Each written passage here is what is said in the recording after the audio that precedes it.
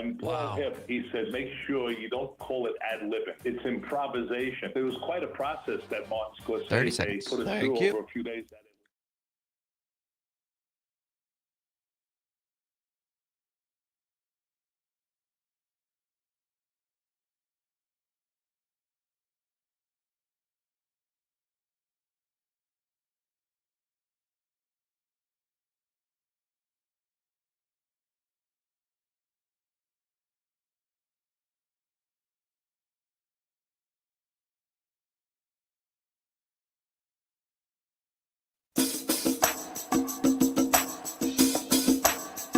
Live from the Civic Media World Headquarters in Madison, Wisconsin, it's the Todd Allbaugh Show. And now, pursuing truth wherever it may lead, here's your host, Todd Allbaugh. Across Wisconsin on the Civic Media Radio Network and streaming worldwide on the Civic Media app. Good afternoon, everybody. I'm Todd Allbaugh, along with Mr. Aaron Zommers, our producer and engineer. It is 6 past the hour, 12 noon on TGIF Friday, April 18th, 2025. It is a great day to be a Wisconsinite. Glad to have you along here at the end of the week. Cloudy skies right now at the world headquarters in downtown Madison, Wisconsin of Civic Media. Yes, I'm going across from Median. No, the media, that's our company, Zommers. Happy Friday to you. Were you aroused? Not aroused. What's the right word? Awoken by the maybe you were aroused too by the thunderstorms this morning? I would say I was roused. I would not say I was aroused. Got it. All right. Very good. Same with me. And in all seriousness, some pretty severe storms rolled through south central Wisconsin and over into southeast Wisconsin. And reports all across not maybe just south of Madison, Stoughton, Evansville area, over towards Whitewater a little bit. Golf ball size hail, and in some cases, almost like a baseball size hail. Saw some video this morning on Channel 3000, or Channel 3, actually, the local CBS affiliate, of windshields. People driving to work, pulling over, and their windshields were cracked as they were driving to work because of the size of this hail, along with some heavy rains and some wind. I know also our listeners over the Waukesha area were experiencing some very heavy kind of flash floods as well. So just be careful if you're out there on the roadways in south central or southeast Wisconsin. You may encounter some areas where some of that storm damage is still in effect. Looks like we could have another round of severe weather rolling through this afternoon into tonight for some parts of the state. Again, kind of roughly Madison over to the Milwaukee area, greater area.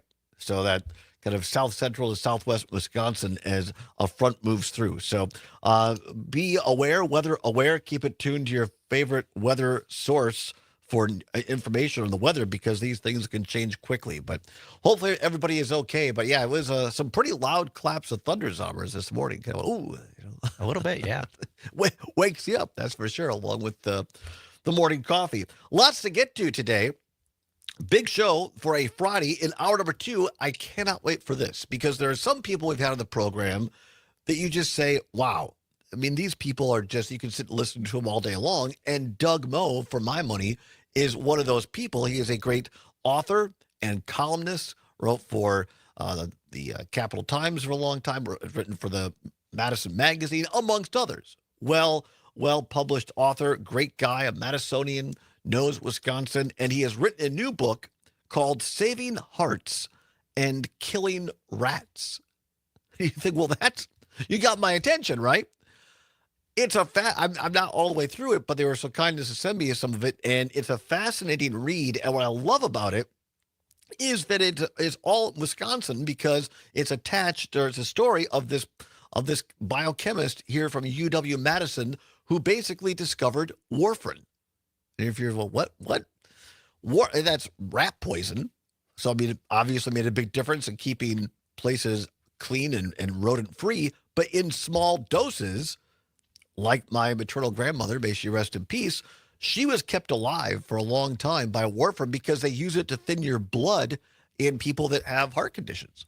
It is it saved so many lives. Yeah.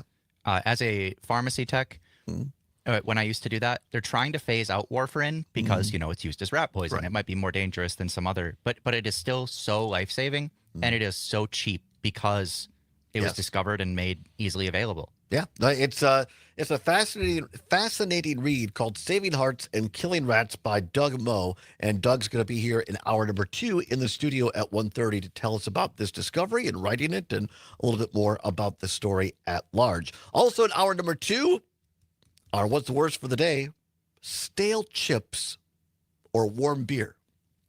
Neither one is pleasant. So we'll ask you that in hour number 2 as well. A little fun along the way. Easter's coming up. Good Friday is today for all of those. Some people may be going to church right now for those that celebrate. I remember growing up in Richland Center, and it was a huge deal.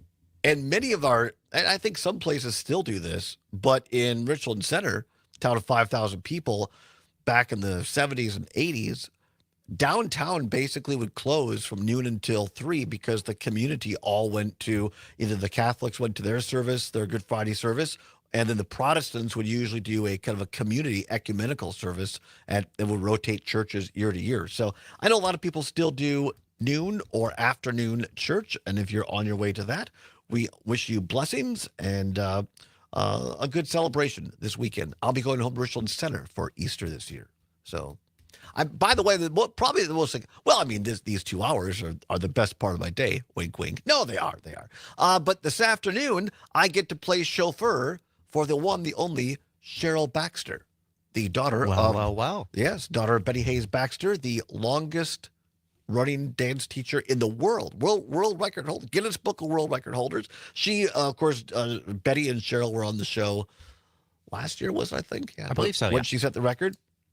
So Cheryl's flying in because we're doing a thing this weekend for Betty. She's going to turn, I think it's okay to say this, 95.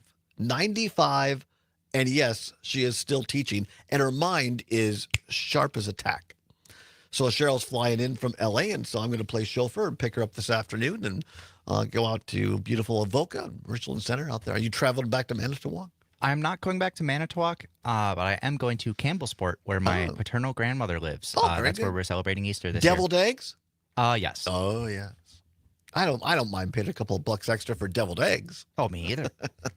All right, we'll talk more. We've dialed up some Easter fun for you as well later on in the show. But right now it's 13 minutes past the hour 12 noon. Let's take a look at this headline, and we have some introduction music for today's headline, Zombers. Here we go. I'm sorry. I wanted the 25-20. I apologize. That's on me. In the year 2525, if man is still alive, if woman can survive, they may find.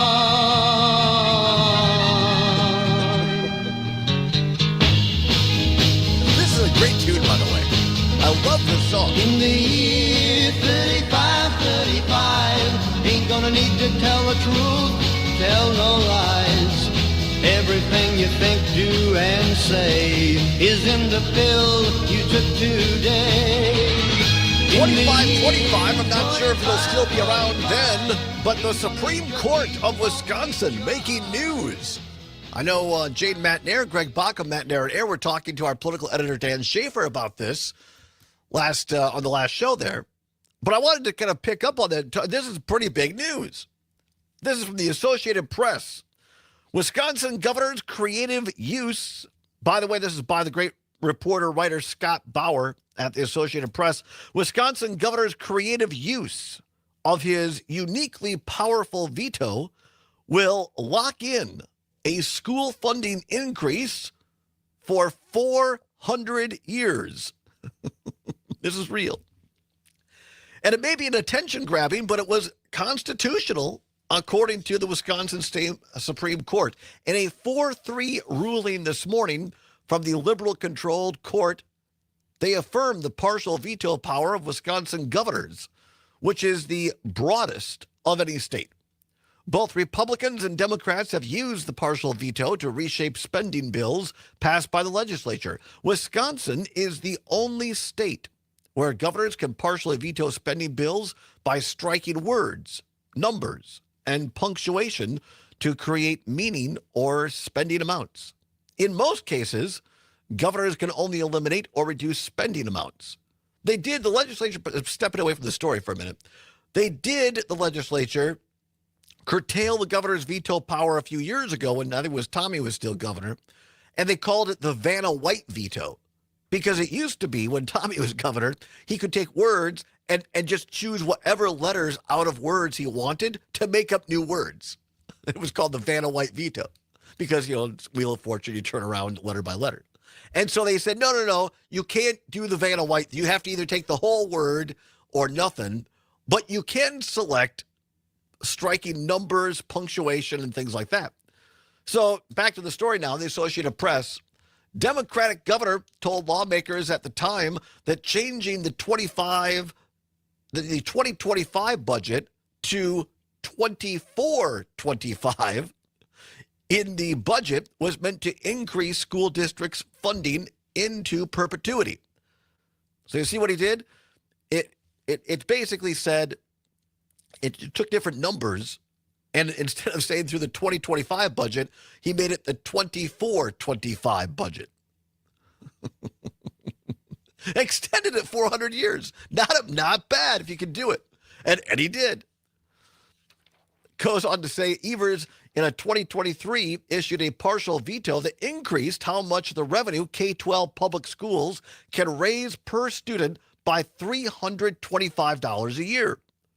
Evers took language that originally applied the increase for the, follow me now on this, originally it said 2023-2024 and 2024-2025 school year, and instead that he vetoed the 20 and the hyphen to make the end date 24-25, more than 4 centuries from now. I mean, I give him props. It was damn creative. And as Glenn Grothman once said to me, well, we'd do it if we had the chance as well. The legislature, along with the state's largest business lobbying group, Wisconsin Manufacturers and Commerce, argued that Evers' veto was barred. And here we go. Under a 1990 constitutional amendment adopted by voters, the amendment removed the ability to strike individual letters to make new words, known as the Vanna White veto, named after the co-host of the game show Wheel of Fortune, who flips letters to reveal word phrases. Finding otherwise would give governors unlimited power to alter numbers in a budget, they argued. But Evers countered that the Vanna White veto ban applies only to striking individual letters to create new words, not vetoing digits to create new numbers. So he helped education. Under the law, it goes to the Supreme Court, and they said, yeah, you can do that. Was it really the smartest choice? We'll come back and discuss it. Your phone calls as well, 855-752-4842. The governor going on into 2025. Back after this. Real news and great conversation. 92.7 WMDX. I mean, it's your girl, Brandy Grayson. it still won't keep up with inflation. So 400 years from now, probably not. Yeah. The Black Brilliance Gala. So from a pure practical standpoint, it makes perfect sense. From a political standpoint, yeah, no, that's not so good. Celebrating unsung heroes. For ticket information and to learn about sponsorship opportunities, But I love that song. At urbantriage.org. 25. There was a time when barbecue was perfect. A strong, reliable flavor that could be counted on. But then big manufacturers decided that barbecue needed to be zesty or spicy or sweeter or whatever. If you miss the good old days of great tasting barbecue, we'd like to introduce you to Grandpa's Barbecue. Made in small batches from Grandpa's original recipe. Buy yours online today at When do you want me to use Easter music? Not till probably the second hour, maybe later first. I'm sorry, I should have. That was on me. As I tell you which one to use first. Could coal make a comeback in Wisconsin? Pollution and high costs have pushed utilities to start shutting down coal plants across the state. But the Trump administration has announced emergency orders to boost coal, including offering power plants a 2-year exemption from requirements to reduce emissions of toxic chemicals like mercury, arsenic, and benzene. April 22nd marks the 55th anniversary of Earth Day. Back in 1970, Wisconsin Senator Gaylord Nelson.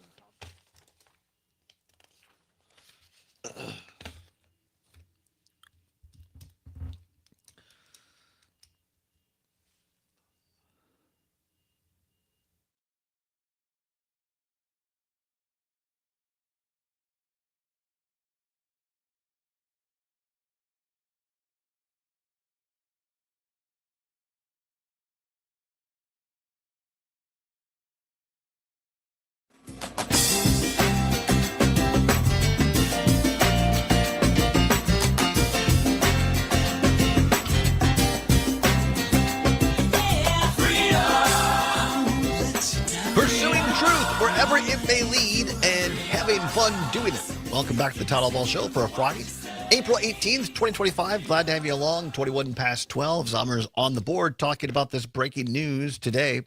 Wisconsin Supreme Court on a 4-3 decision. Liberals voting yes, conservatives voting no. They confirmed or affirmed the partial veto power of Wisconsin governors. I think it's important to note this is not just for Governor Evers. This now pertains to all governors moving forward in the future. And again, to set this up, in the last budget in 2023, pardon me, try that again, Todd. What's going on here? It's the sinus. See, I'm glad it rained this morning because the pollen's back and I got sinus stuff. Anyway, I apologize. Evers in 2023 issued a partial veto that increased how much revenue K-12 public schools could raise per student by $325 a year. So I think the impetus of this is really important. Evers took this action because Republicans who control the legislature were sticking it to public schools in Wisconsin and forcing, and think about this. How many communities do we know? Probably one of yours. They had to go to referendum, just not to build a building, not to do anything, just to keep the lights on. Because Republicans in the legislature are not keeping the promise that Tommy Thompson made, Republican governor, and the legislature at the time to fund 2/3 of public education. They have backed off on that for years, and now they're trying to get they're close back to where it was, but it's not taking in the additional dollars that special needs kids have and the added cost for local school districts. So the Republicans slashed funding, even though they technically kind of raised it. It wasn't where it should be, so that you don't have all these referendums locally. And so Evers said, all right, well, I'll help out the local folks a little bit. I'll put in the budget that we're going to increase the per pupil rate by $325 a year, the state cost. And the legislature said, okay, we'll do that for a year. And they passed it. And then it got to Evers' desk, and the way the legislature wrote it, Evers and his team figured out that if they vetoed individual numbers and dashes, they could make it not just a 1-year increase, but a 400-year increase. And that every year for 400 years, you'd have to raise the per pupil cost by $325. Again, which in the scope of things isn't really very much. But it's a little bit to help out local education. And to be clear, I don't have a problem with that part. It's not, I absolutely believe that we should be putting more of our state. We have a $4 billion plus state surplus right now. We can afford to put more money into K-12 schools so we don't have all these local referendums. But, and the Supreme Court today found that this was a constitutional action. It was legal what Governor Evers did. Oh, I don't disagree with that. And again, would the Republicans do it? That kind of, I'll call it a shenanigan, if they were able to, sure. But do I think he should have done it, Evers? Do I think the Supreme Court, and again, I mean, I'm no lawyer here, maybe by the law, and if that's the way the law is written, then the Supreme Court did the right thing. But I just don't think it's a good look. And it goes back to my friend Jonathan, who coined the phrase, I care, but not enough to do anything about it, which we talked about yesterday. One of his other phrases in the Trump era is, nothing matters. Every time something spectacularly crazy happens in politics, we'll text each other. I'll say, what about this? And Jonathan's wife, Alice, will be, what about this? He sits there calm, cool, collected, and just says, nothing matters. And I think this is an indication, and obviously I'm exaggerating a little bit for dramatic effect, but it's another example in Wisconsin politics where not a whole lot matters. It's who's ever in control and has the power, and they're going to use that power to their benefit as best they can. And in the case of what's happening in D.C. right now, I wish Democrats and at least some Republicans would use their power more to head off what I think is a constitutional crisis in D.C., and we'll get to more of that in a minute. But I'm not so sure this is just kind of, to me, it's just hokey. It's like, wink and a nod, we got you. We got you good. Well, wait until there's a Republican governor.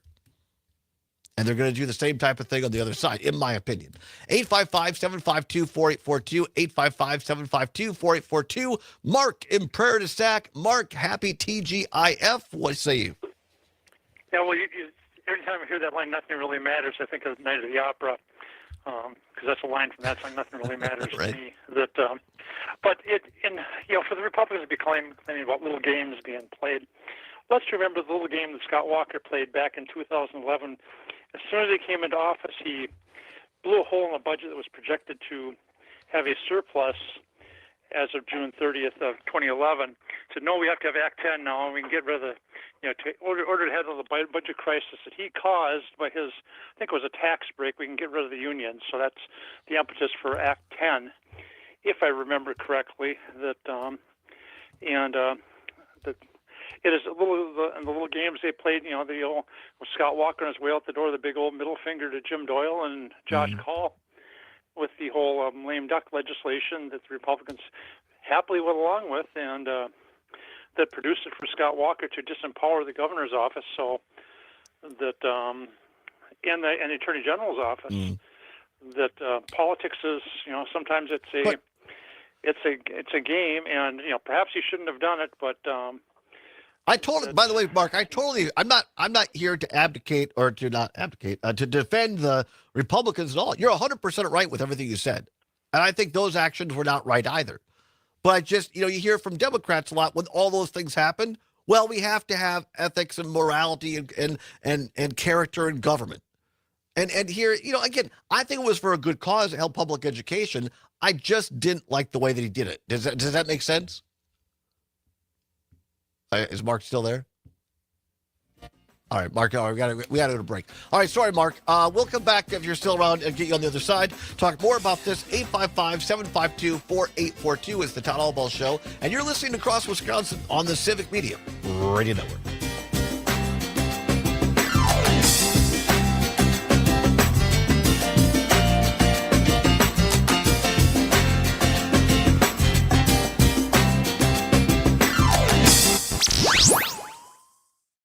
Madison, real news and great conversation. Sorry about that. 92.7 WMDX.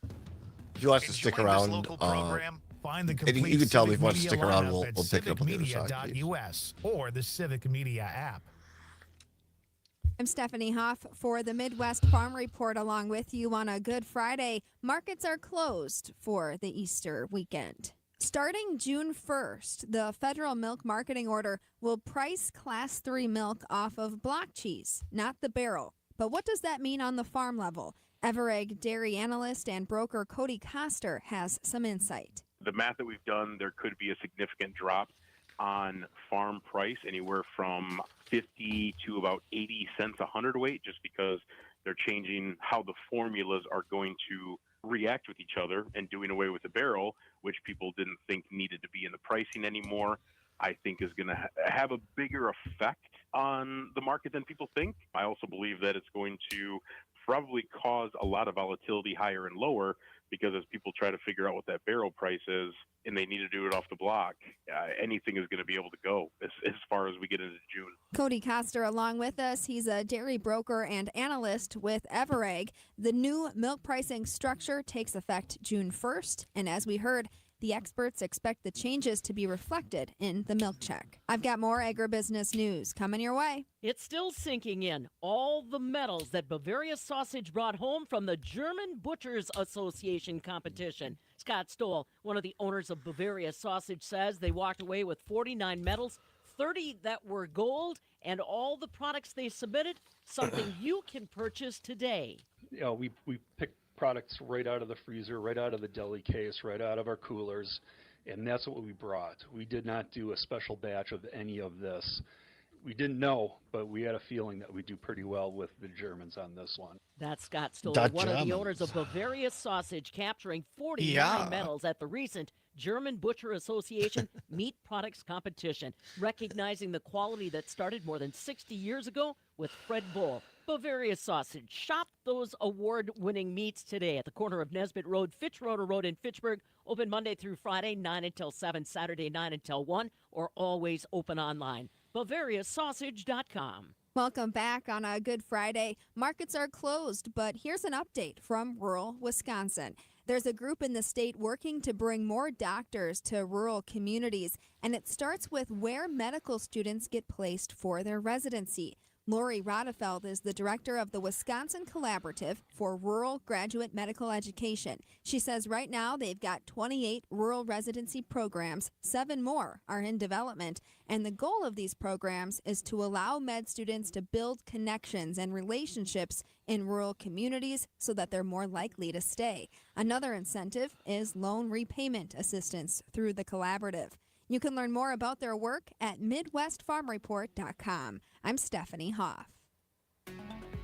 This is your local civic media radio station. Want to hear even more? Anytime? Find all of it at civicmedia.us.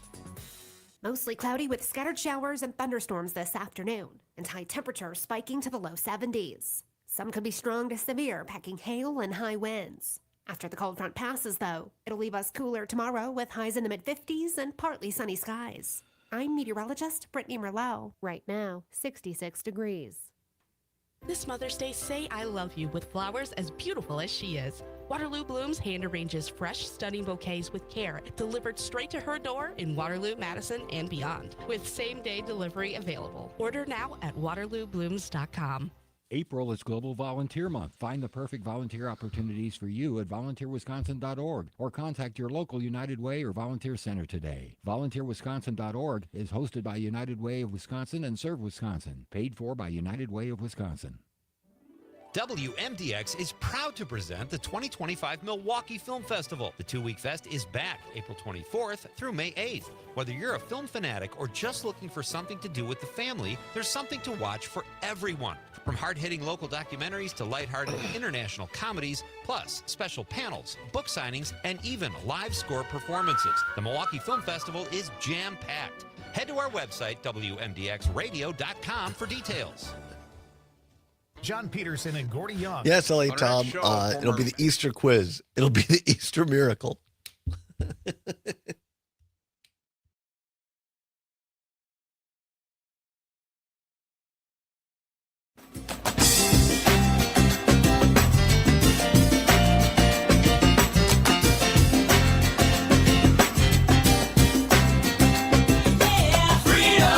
Pursuing truth wherever it may lead and having fun doing it. It is 34 minutes now past the hour of 12 noon of the Todd Allbaugh Show on the Civic Media Radio Network.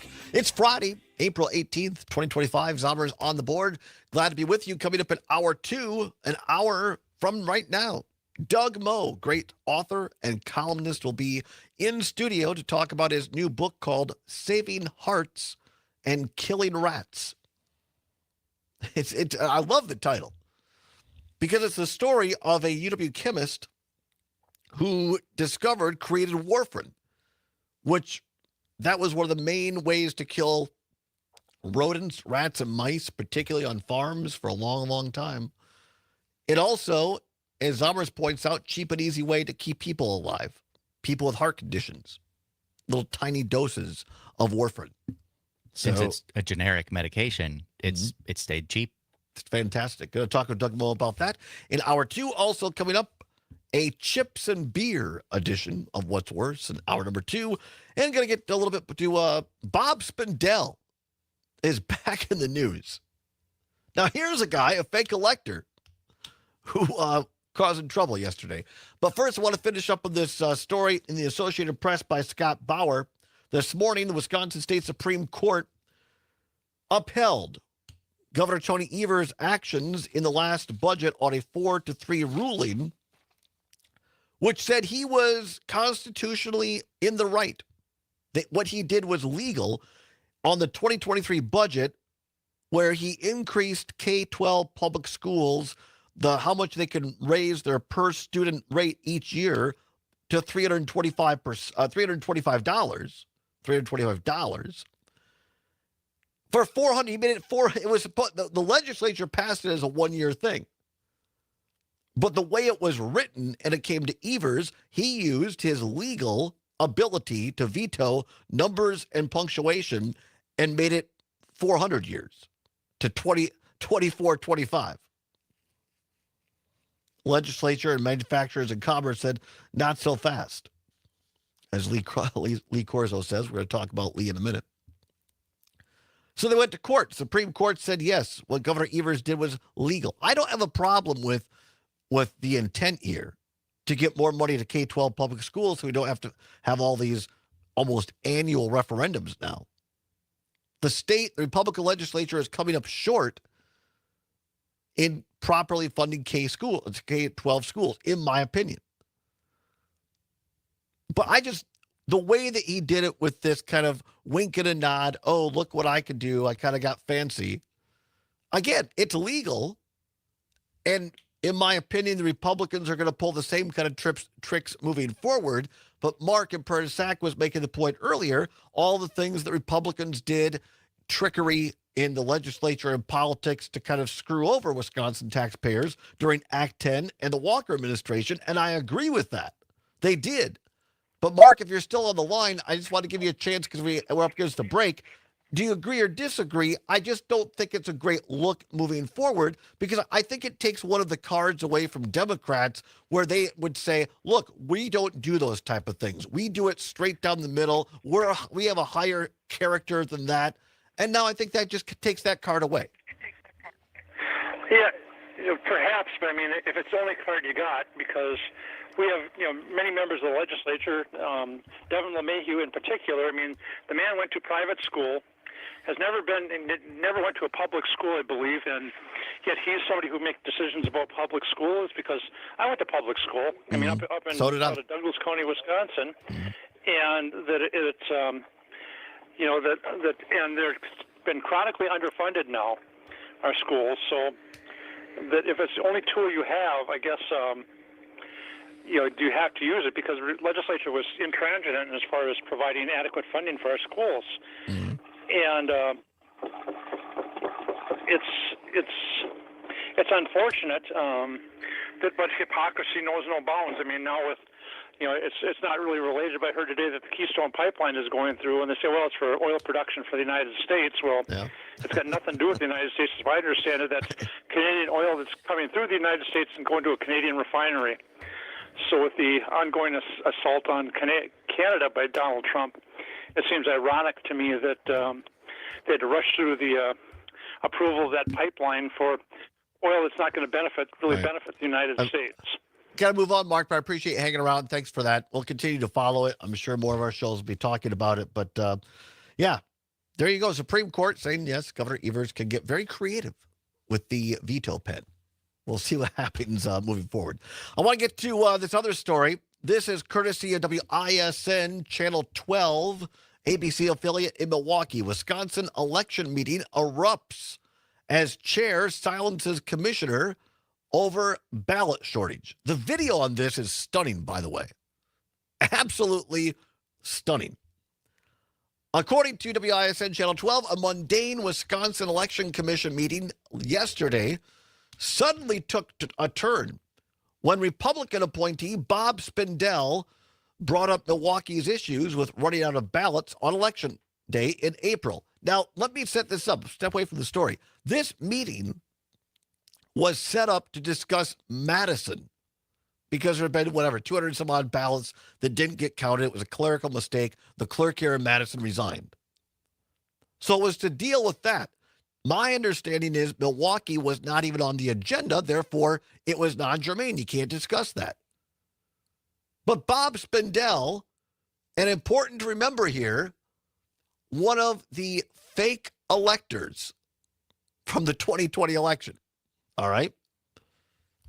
Bob Spindell decides to get spicy. He says, quote, "There's even a more serious problem in the city of Milwaukee, where Channel 12 has been doing an expo with several long segments of the election commission running out of ballots," Spindell began, before he was interrupted by the commission chair, Ann Jacobs.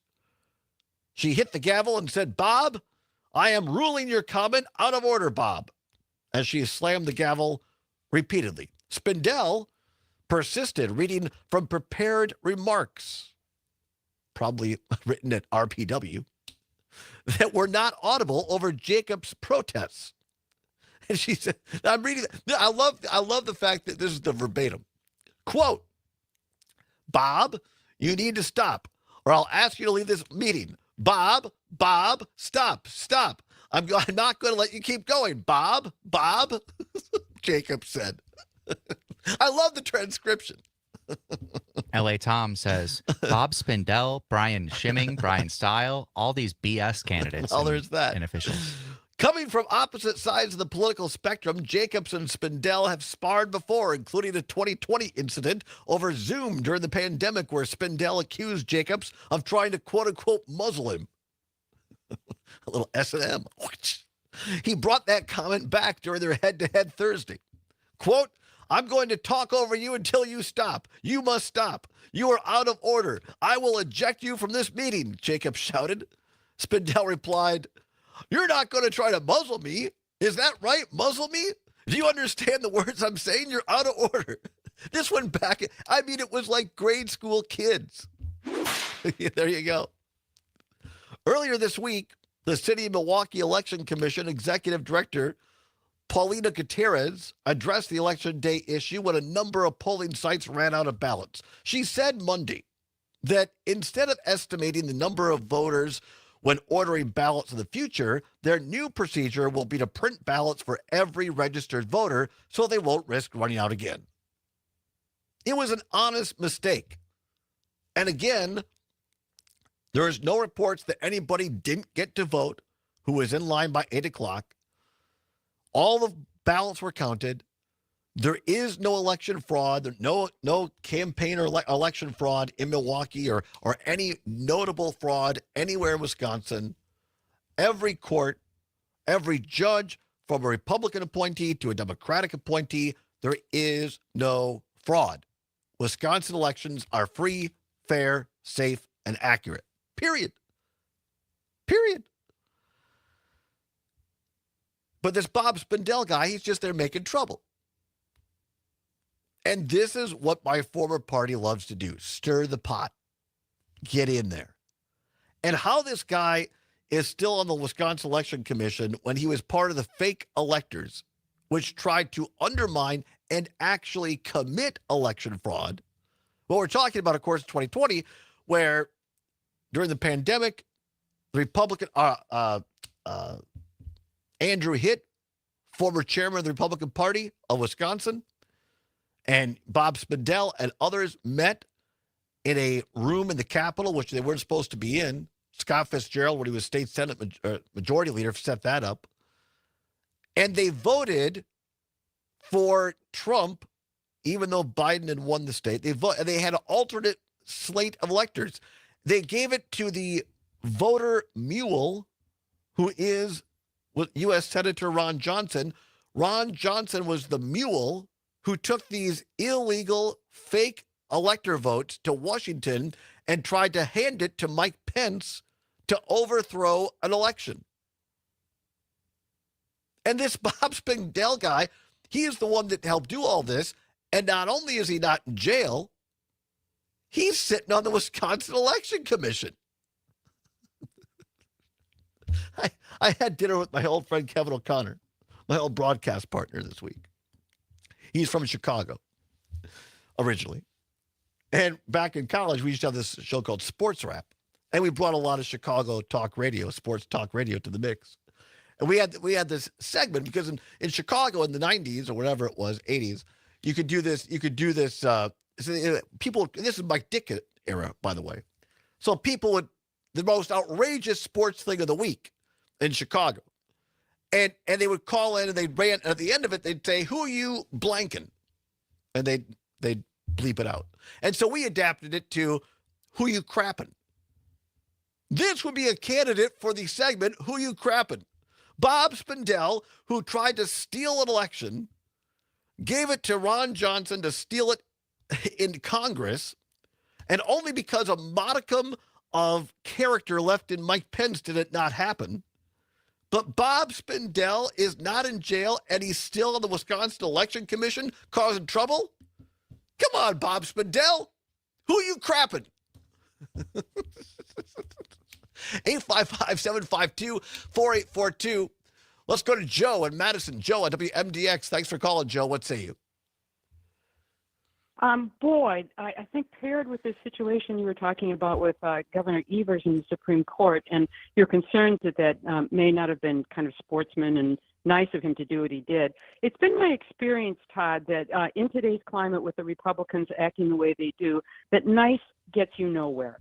Nice gets you absolutely nowhere. I think that woman who was running the meeting should have said to Mr. Spindell, "You're out of order. I told you twice." Third time, because apparently he's a kid and he doesn't understand anything more than 1, 2, 3 times that you get, you're out, and you should have been ejected from the meeting. A man who says, "I'm going to talk over you." How many times as a woman have I heard those words and seen that behavior, and I am sick of it. And I realize being a nice lady and being nice gets you absolutely nowhere. She should have thrown him out. His behavior was absolutely unacceptable. She was in charge of that meeting. It was her call as to what happened there, and she should have ejected him. She shouldn't have made any attempt to try to reason with him at all. And my concern, Todd, is, at one point, and I'm sure you were just, this is how it struck you. You said, they're like grade school kids going back and forth. What does this woman do besides eject him when this guy acts like such a stinking jerk? They aren't all alike. He was told as a member of that commission, not leader of that commission, this was out of order. This was not in the agenda. It was not supposed to be talked about. And it's ridiculous. How do you get to just big hog your way in a meeting because you want to and say, "I'm going to talk over you"? That remark right there should have been enough to get him ejected. That is that is not nice, and that is not the way that government should work. And I guess I'm at the point where, I don't know whether what Tony did was A-okay or not, but I think good for you. You're making a statement about education, which is into the future. Whether Wisconsin is 1,000 years old, we will still value education. And I loved it. And I wish that woman had ejected Bob Spindell from the meeting. As a woman, I have put up with men like this way too much. I always appreciate your comments, Joe. I don't think we're that far apart. I'm not. My criticism is at Chair Jacobs. I mean, I think it was just from a public perspective. I think it's just kind of entertaining, if nothing else. But no, I think she should have just adjourned the meeting right then and there and stopped him because he was clearly out of order. But stay, Joe. Don't go anywhere. I want to get your thoughts on this side. Madison's Real News and Great Conversation, 92.7 WMDX. Get ready to sizzle this Easter. Come into Ko-Ril Hut Korean Barbecue and Hot Pot, Easttown Mall. Indulge in all-you-can-eat Korean barbecue with the freshest meats grilled right at your table. Wash it down with boba tea. Enjoy the pleasant atmosphere at Ko-Ril Korean Barbecue and Hot Pot. This is Chad Spate. Sometimes I'm overwhelmed by the hatred and misinformation that consumes our world, but I also know that we cannot build a house of justice and inclusion on a foundation of hatred and lies. We have to practice what we preach. At Chad's Design Build, we confront injustice the same way we confront a poorly built home, with love, compassion, intelligence, and persistence. We engage our community the way we engage our clients, with honesty and humility and the dogged determination that we can do better. Chad's Design Build, remodeling done well with love. Everybody wants the same thing from their mattress. A good night's rest, am I right? You need someone to listen to what you want and who knows the materials that will get you there. At Verlo, we're your friendly neighborhood mattress genius. American made, locally crafted. Welcome to Verlo. It's more than a place to shop. Schrader's Department Store is a 134-year-old cornerstone in the Manitowoc County community of Two Rivers. It's also the oldest, and not just in the state, but the country, still operated by the same family. I am fourth generation. It was the oldest in the country. We've made department the store just our own special spot now. AJ Schrader runs the store with her sister, and like every generation, grew up working there. My sisters and I were all raised in the department store from little on. I would wait on customers when I was 12. It's just a part of who we are. Our customers 20 are seconds. All right, thanks.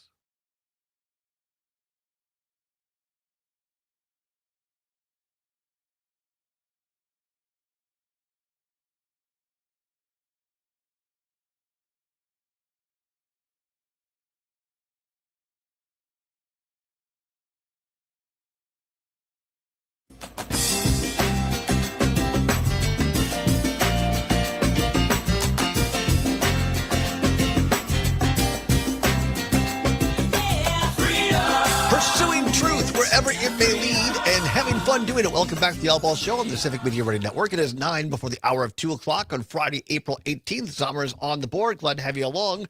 Talking about the Wisconsin Election Commission meeting yesterday, in which member Bob Spindell brought up an issue that he thinks is an issue, Milwaukee voting. It really isn't. But it wasn't on the agenda. The meeting was to deal with the situation in Madison. And Spindell started going down this path and election denial. And remember, this is the guy who is a fake elector who tried to overthrow Wisconsin elections in 2020. And so he tried to go off course, and Commission Chair Ann Jacobs was gaveling him down. They basically got into a shouting match. And I just thought the spectacle, if anything, was just kind of entertaining to me as a person who sat in a lot of meetings at a lot of different levels. I don't fault the chair, Jacobs, for gaveling him down. Spindell, in my opinion, is the guy in the wrong. But I just thought it was entertaining. Joe in Madison, still on the line, WMDX. Always great comments. I always appreciate your perspective, Joe. And you were just saying that you thought that the chair, Jacobs, was in the right, and that Bob Spindell say, I'm just going to keep talking over you, was rude at best and misogynistic at worst. I don't disagree with that. But I would ask you, too, because I'm always very interested in your perspective. I've sat in a lot of meetings in the legislature and city councils, and in my opinion, good chairs, you just kind of, you give the person, say, hey, you want your 90 seconds, you just let them hang themselves. And I've seen it. Margaret Farrow, former lieutenant governor, former state senator from the Milwaukee area. I saw her do this one time in a meeting, and she just looked at the bozo who was carrying on.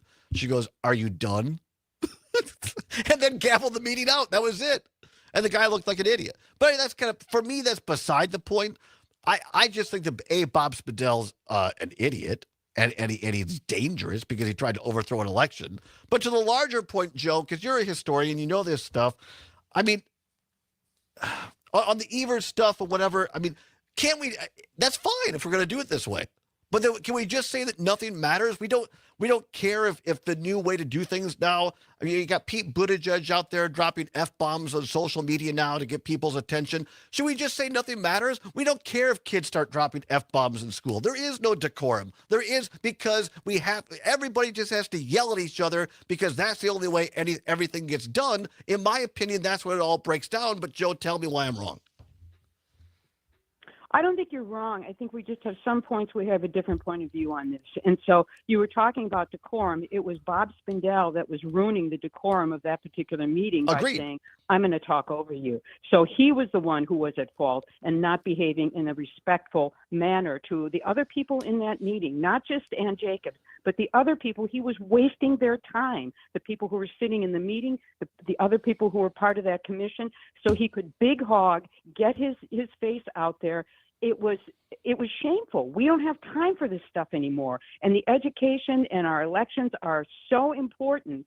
So I think they're two different points, but I hear you trying to put them in the same place.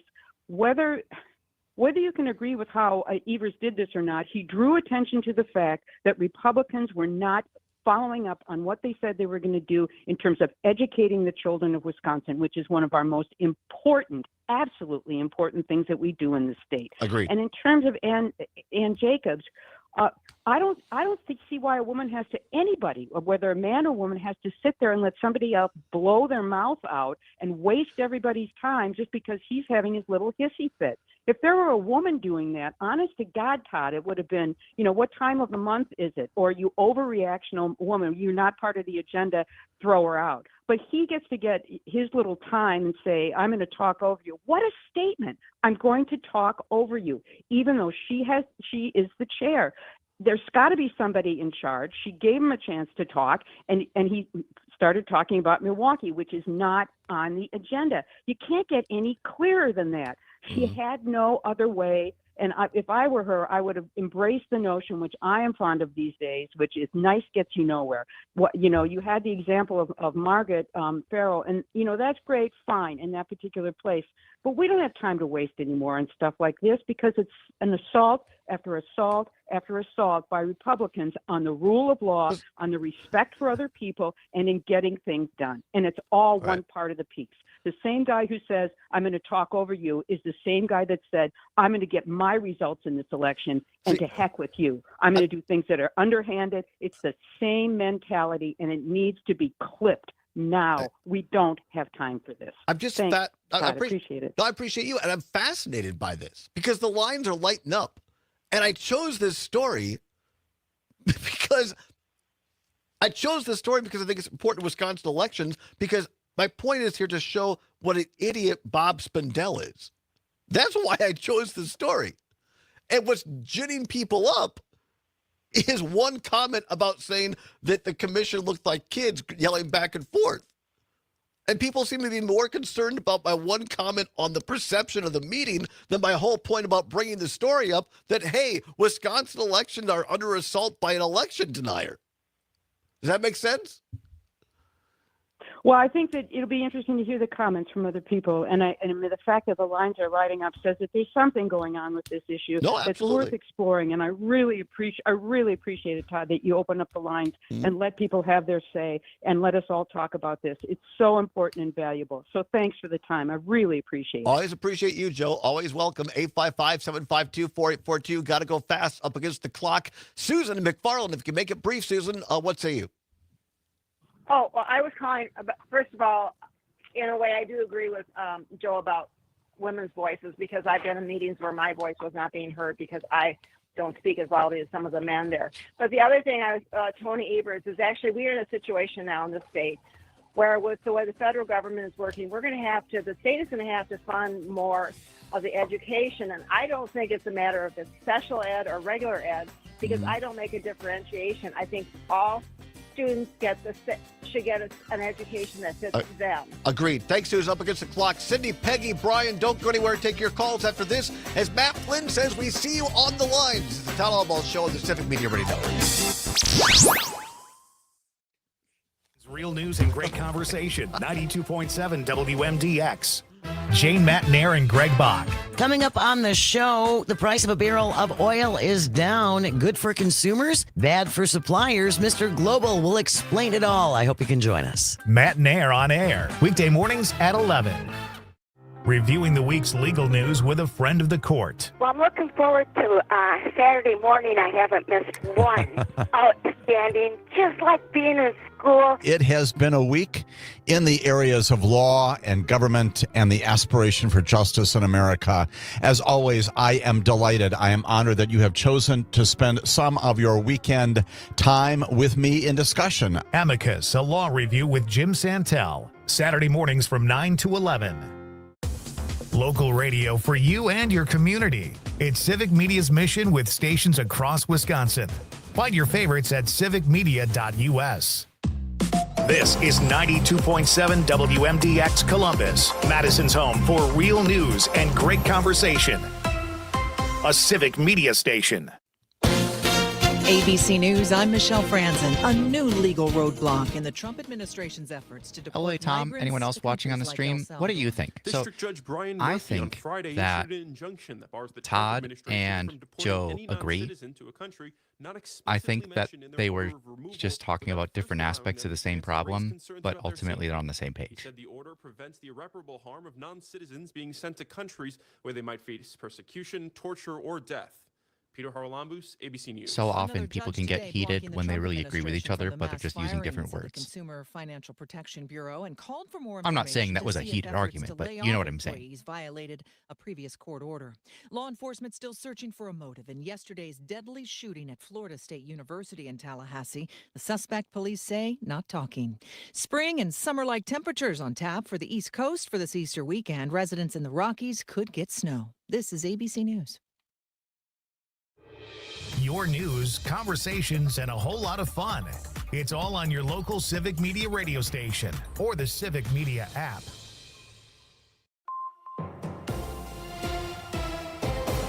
For 92.7 WMDX News, I'm Savannah Tomei Olson.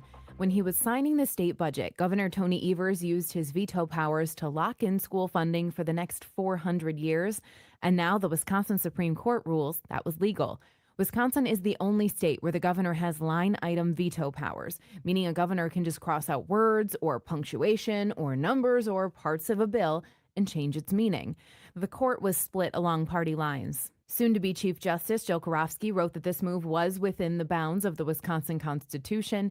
Meanwhile, Justice Brian Hagedorn said the state constitution does not allow for this power. Historically, it's been used by both Republicans and Democrats.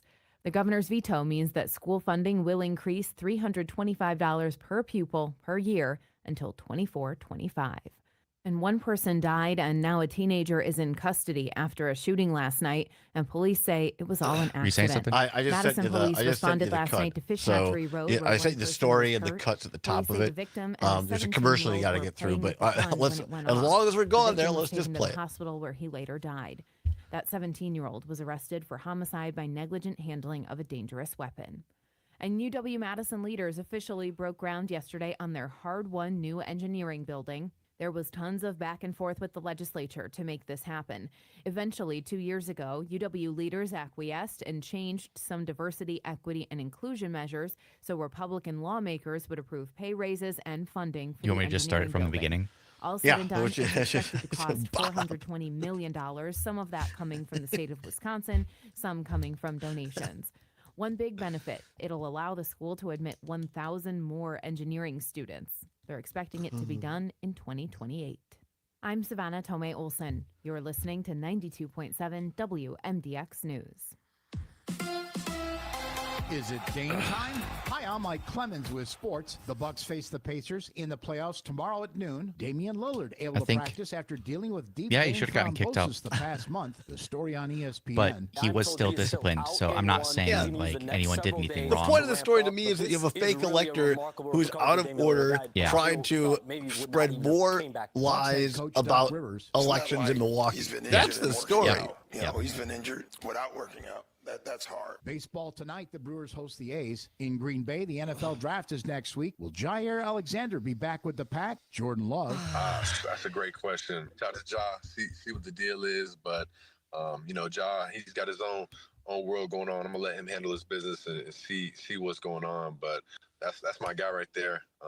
He's definitely a player we need back. Just the play style he plays with and who he is on the field. I mean, that's a guy we need. That's Packers quarterback Jordan Love. With sports, I'm Mike Clemens. You can always continue the conversation on social media. Share your thoughts when you find and follow Civic Media on Facebook, X, and Instagram. Mostly cloudy with scattered showers and thunderstorms this afternoon, and high temperatures spiking to the low 70s. Some could be strong to severe, packing hail and high winds. After the By cold the way, front when I passes, mentioned though, Campbell it'll Sport leave us earlier, cooler since I'm going tomorrow, with there, highs you in got the a text I'm not 50s going to read on and air, but I am going to read skies. here. I'm The meteorologist Chuckster and Brittany Racine Merlot, texting currently Campbell Sport, eh? Isn't that the little village where one of their cops or deputy sheriffs was arrested and charged with bestiality? What? Poor little doggy. What? The lawman or the dog? Who would Andre Jacques get behind? Have a good Friday and happy Easter. Thank you, Chuckster. This is why you watch the live stream. Things we are not going to talk about over the air. I saw that earlier and I was like, that's real text pretty for a good. real listener. To just do it. To learn more about VA home loans, visit va.gov/home loans. Nightlight with Pete Schwaba. If you could change your name, if you could pick your own name, what would you change it to? Daniel Wheeler says linguistically, Schwaba. Pete's last name is interesting because it Schwabata, requires a Schwabata, wet. Schwabata. Schwabita? Is that how they start Laverne and Shirley? Close.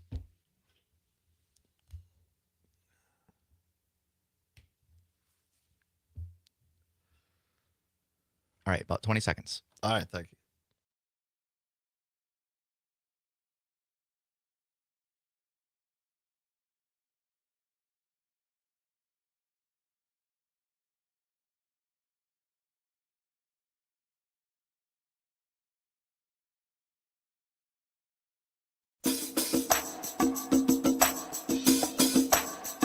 Live from the Civic Media World Headquarters in Madison, Wisconsin, it's the Todd Allbaugh Show. And now, pursuing truth wherever it may lead, here's your host, Todd Allbaugh. Pursuing truth wherever it may lead across Wisconsin on the Civic Media Radio Network and streaming worldwide on the Civic Media app. Good afternoon, everyone. Welcome into hour number 2 of the big program. And it's 6 minutes now past the hour of 1 o'clock on TGIF Friday, April 18th, 2025. It is a great day to be a Wisconsinite. Great to have you along here at the end of the week. Coming up at the bottom of the hour, Doug Moe, great columnist, author. His new work called Saving Hearts and Killing Rats. It is a fascinating read, and I'm only a few pages in. It's about the professor at UW-Madison who created warfarin. Really, really fascinating. Doug's going to be here and talk about that in just a little bit. We're going to try to get to a what's worse on chips and beer. But first, Mr. Summers, we have seen, and this is why I love doing this show. This is why I'm fortunate to have the best job around. And why you love doing it live. Why I love doing it live. Because I saw this article this morning, last night, whatever it was, and it's on WISN Channel 12 in Milwaukee. Headline, Wisconsin election meeting erupts as chair silences commissioner over ballot shortage. So to set this up again, we got people on the line. We'll get to the phone calls in a second. Yesterday, the Wisconsin Election Commission meets. And the reason I chose this was to single out Bob Spindell and to bring attention that this guy is a stooge, a boob, a whack job, a liar. And he's still on the commission that oversees Wisconsin elections. That's what I thought was the newsy part. That's what I thought was interesting. So that the commission meets, and the purpose of the meeting was to deal with the city of Madison, where there were 200 and some odd ballots that did not get counted right away in the spring election. And so that the election commission was meeting to figure out the election before, I think the primary. Anyway, it wouldn't have mattered in the elections. It was an oversight. The Madison clerk has now resigned because of this. And so the election commission was following up, as they should. That was the agenda. Bob Spindell starts going on about Milwaukee ballots, which was not on the agenda. It was not germane. The commission could not take it up. And the important part for me is Bob Spindell is one of these fake electors from 2020 that tried to overturn the legitimate, free, and fair election of 2020 in which Joe Biden won the election in Wisconsin and America, and Donald Trump lost in Wisconsin and America. And Republicans created this fake slate of electors. They gave it to U.S. Senator Ron Johnson, who muled it to the U.S. Congress and tried to get Pence to use those votes instead of the legitimate ones. Bob Spindell has attempted to steal an election in this state. But yet he's still on the election commission. So yesterday they bring this up, and so the chair, Ann Jacobs, gets into a shouting match with him. And I just commented that they're shouting back and forth like kids. And people seem to be more interested in my comment on that than what I thought the news was, which is fine.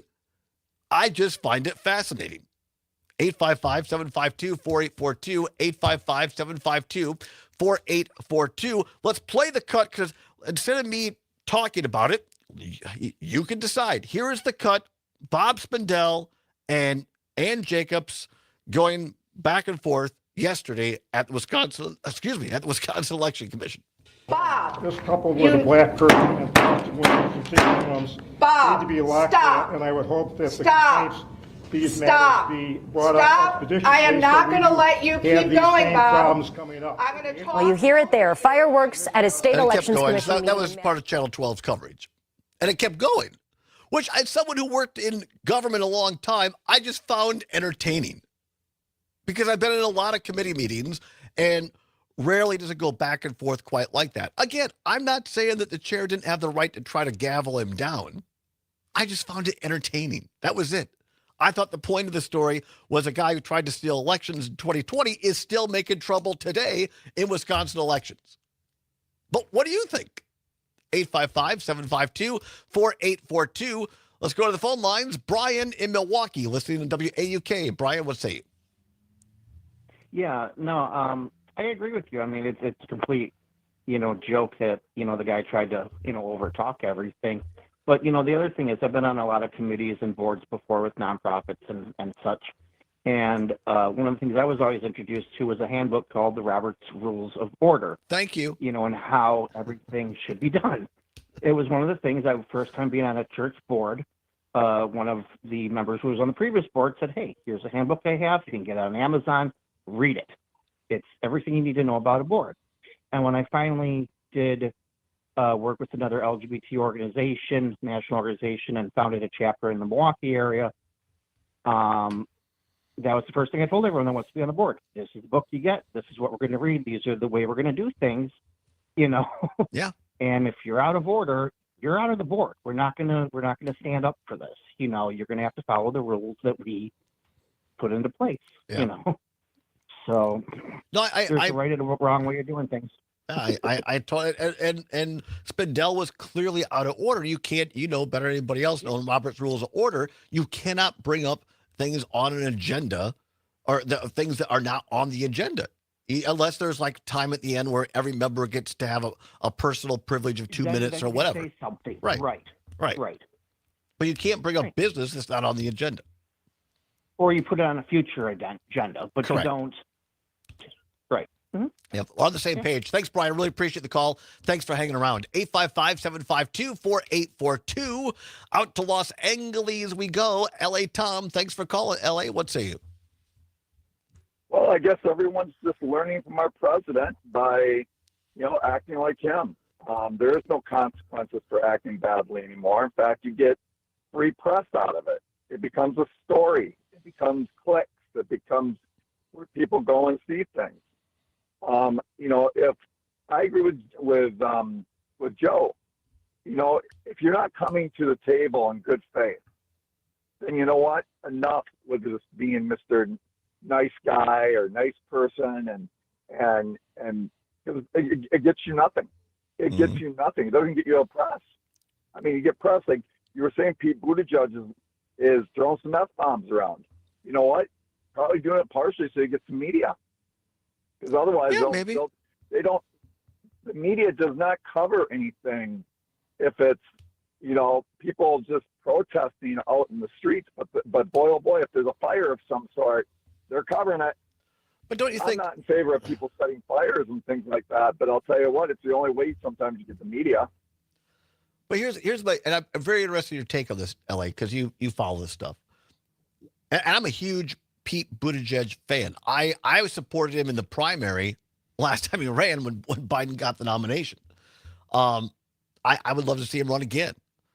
But one of the many things that draws me to Pete Buttigieg is he's so darn smart.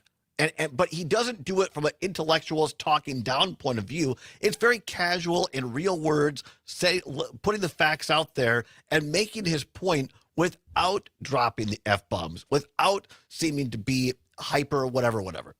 And the fact now that he's out of office and thinking about running for whatever, he said he's not going to run for what? U.S. Senate, maybe governor, I don't know, maybe president again. Now on the social media, and it seems very forced, in my opinion. It doesn't seem like the guy I thought he was, or maybe this is the real Pete Buttigieg. I don't know. All I'm saying is I'm big on authenticity. I am far from perfect, but Zombers will tell you the way that you hear me on the air is not dramatically different than when I'm not on the air. Some may say not different at all. and some people may say that's a bad thing, quite frankly. But I don't like, I'm someone who still believes in respect and discourse, and I think that when the Democrats see that, that's giving away one of the high grounds of the Democratic Party when you're going against some of these hyper MAGA people who have no sense of discourse. Am I wrong? Tell me if I am.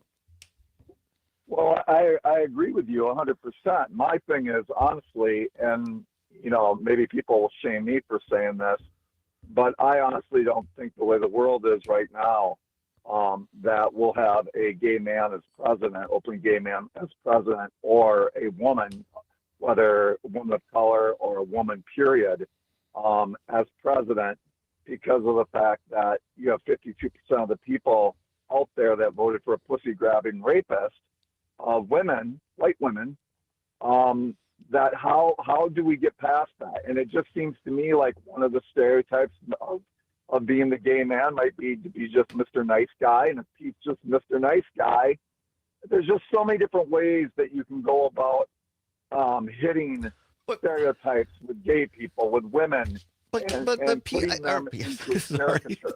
But LA, it's not personal to you. I just think that's such a cop-out. I mean, you and I have both been very open about our sexual identity on this show. And a gay man to gay man, I think that's a complete cop-out to say, well, people don't take me seriously as a gay man, so I have to act more masculine and swear more. My grandmother, as I've said on this show, was the first woman to be a dean in in Wisconsin. And I'll tell you, she didn't get that way. She didn't break that glass ceiling because she was a witch. And I'll clean it up for radio. She did it because she worked her butt off and was relentless and was stubborn, and she got people with more honey than vinegar, and she was successful.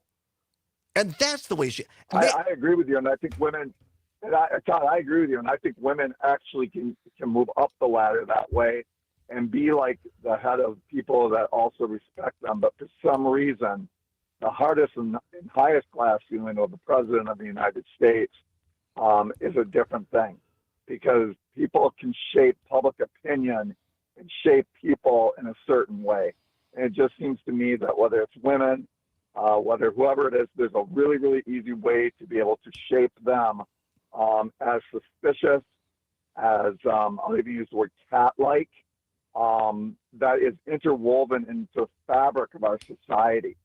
Whereas a white, straight man can kind of go and drink some beers and crack some heads, and he's basically, still cool. Yeah. A woman does anything even near that, she's done. Yeah. And I think you know that already. Yep. I appreciate the call as always, Tom. Thanks so much. 855-752-4842. We'll come back. We have G on the other side.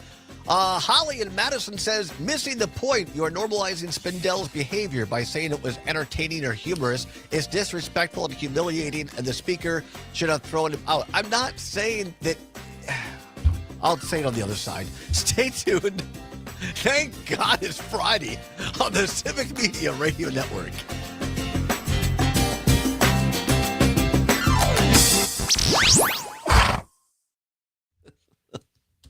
Great conversation. 92.7 It's the old line, you can't take a joke. I'm Dan Schaefer. Let's recombobulate. In recent months, Terry Barr says parliamentary procedure. It's Yes. not that difficult. Learned it Yes. in third grade as a 4-H'er. Yes, Yeah. Terry.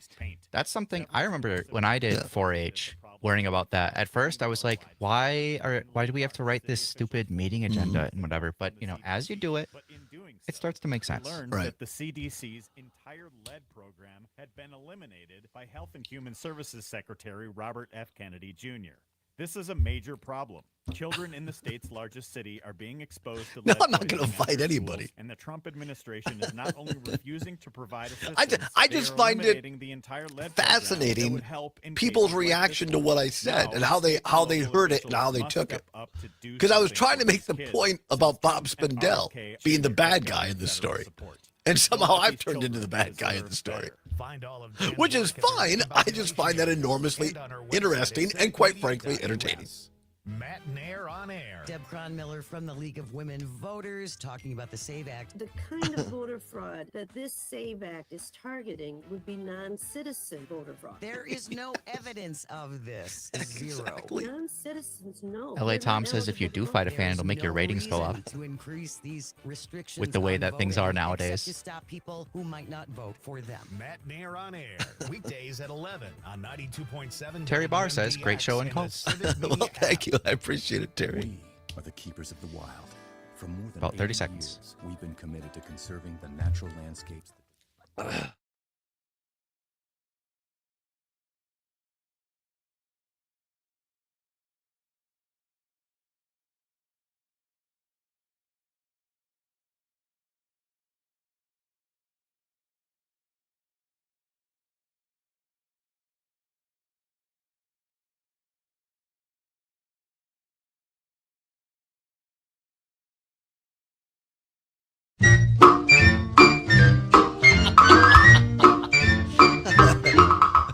Here comes Peter Cottontail, hopping down the bunny trail. Hippity hopping, Easter's on its way. You see, we had a whole segment on Bring in Peeps every girl and and Easter. boy. We were going to do it. It was going to be the fun half hour. You understand? A nice Friday, Good Friday show. Peter Cottontail. But no, people, I don't know. I find this very fascinating. Welcome back to the show, 21 past the hour, 1 o'clock, the Todd Allbaugh Show with Aaron Zommers, April 18th. Great to have you along.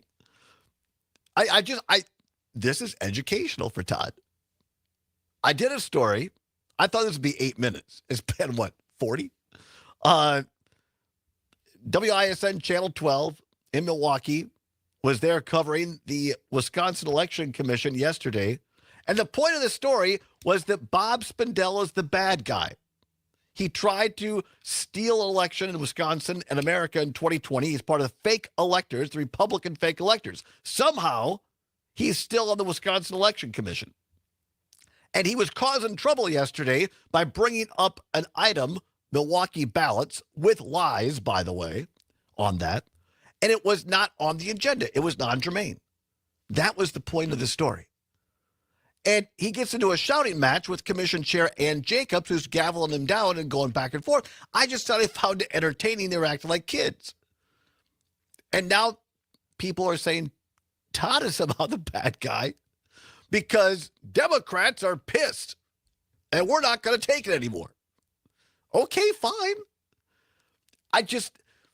Again, my point is they're combined with the Evers story earlier of kind of doing these, and the Supreme Court today of Wisconsin upheld Evers' actions. It's legal. I don't deny that. It's getting more money in public education. I think that's a great thing. My only point is that it's disingenuous then for Democrats to come back and say somehow that they have more character or more higher moral ground. You can't have it both ways. That's my only point. So let's just all be honest with each other and say we're just going to get down in the mud and fight. You know what my opinion on all this is? What? I think that you and the callers and texters disagreeing with you are having parallel conversations, and you're all agreeing. What my old boss Dale Schultz would say, I think we're in the heat of agreement. Yes, absolutely. That's what I think it is. And maybe it is. I think that what might be happening is people might be combining your 2 points, saying that Evers, what he did might not be the right way to do things because he abused a role of power, and that Bob Spindell is, in your words, a boob. And they're saying they might be thinking that you're criticizing the chair for maybe she was doing the right thing. And again, I'm not even saying that Evers abused his power. Not at all. It's found constitutional. I'm just saying that politically, I'm not sure that's the best. I get why he did it. I'm just not sure that's politically expeditious. That's my only point on that. Right. And I don't think that Ann Jacobs, the chair of the election commission, is wrong to say that Spindell is out of order. Clearly he was. I'm not even saying she did it the wrong way. All I said was I found it entertaining. Right. So again, I think it's the heat of agreement. Let's go to Gene. Gene in Eau Claire. WCFW, The Tap. Gene, you were a teacher. You were in education. Do I need to be put in a corner with a dunce hat? No, I wasn't a teacher. I was okay. A counselor. A counselor. Yeah. Anyway, you're a warm, loving soul. But in our climate today, things are very hazardous. And when we sit there and we watch the garbage dumps by the mega malls, it's very infuriating. And I'm very careful. I'm not usually a cusser, but you should see me going after my TV every day, whipping the finger to the big guy. So, times are tough, and we have to get rid of our stress the best way that we can. Agree. So you keep up the great work, Todd. Well, thank okay? you. And happy first, Easter, no. Gene. Have a nice weekend. Thank you so much. Bye-bye. Yep, appreciate you. I just find it all very, very, very interesting. And I don't know. We should dial up some Kenny Chesney, get along. Can't we all just get along? That's my only point. As one of my good friends from politics once said, if people can't take a joke, it's just having a little, look, I get it. We're all a little on edge, right? We're all a little on edge. But I think we would all do well, myself included, if we didn't take every single thing out there so personal and breathe. As the kids say, touch grass, go for a walk, calm down a little bit. I'm not saying get rid of the passion or don't take your focus off all the crises we have in America today. But the point of this story here, in my opinion, is that Bob Spindell is not a good person. And he has no business, as we say back home, no business being on the Wisconsin Election Commission. That's all I'm saying. Whistler, WRCE in Richland Center. Whistler calling in. Whistler, what do you think? Well, I'll tell you what, Todd. I have to agree with you on the fact of Spindell still being on the commission. And, one of your bylines is, and having fun doing it. And that's what you're doing, man. Thank you. You're getting the word out there, and you're enjoying it. Thank you. And so you get it. I love it. It's awesome. We appreciate Keep it. at it. Thanks, Whistler. See, he gets it. Right. He gets it. Have fun doing it. Have a little fun. Rob, listening in on the text line, says, I think a bigger issue these days is we're supposed to pick a side in all issues. But the only opinion that matters is that of the far left or the far right. No one is allowed to lean towards the middle. It is frustrating because I want a party that represents me from the middle, the moderate opinions and policies. I want compromise. Seems like an impossible ask, unquote. I do not think you are alone. Best take of the day, in my opinion, on this issue. Best take of the day. And I understand to a large degree people's anger and being ticked off and feeling like, well, we have to be so animated because no one's listening. We're tired of being the quote unquote good guys. I get that. But I think what Rob is saying here is that both sides are trying to push their voters, their base, more towards the extremes. And if you even, I mean, we've seen it here in the Capitol. That if you even have dinner with a legislator from the other party, you're taken off of committees. Not healthy for democracy. What is? Doug Moe. He's going to be in, great author and columnist next. His new book called Saving Hearts and Killing Rats. Back after this, the Allbaugh Show on Civic Media. Drink a beer, sing a song, make a friend. Can't we all get along?